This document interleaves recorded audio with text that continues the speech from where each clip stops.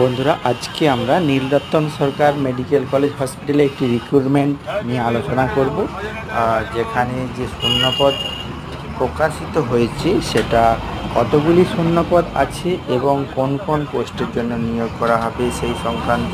এটি একটি প্রজেক্টের জন্য, যেখানে একটিমাত্র শূন্যপদ পার মান্থ স্যালারি হিসাবে ধরেছে, যেটা যে পদ যেহেতু কন্ট্রাকচুয়াল, প্রথম 2 বছর 26,000 টাকা করে দিবে এবং লাস্ট মান্থে 30,000 টাকা দেবে।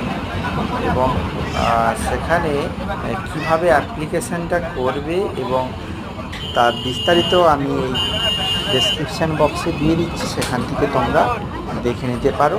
তো আজকের সেই নীলরতন সরকার মেডিকেল কলেজ হসপিটালের এই অ্যাপ্লিকেশান ফর্মটি ফিল আপ করে তোমরা নিয়ে যেতে পারো।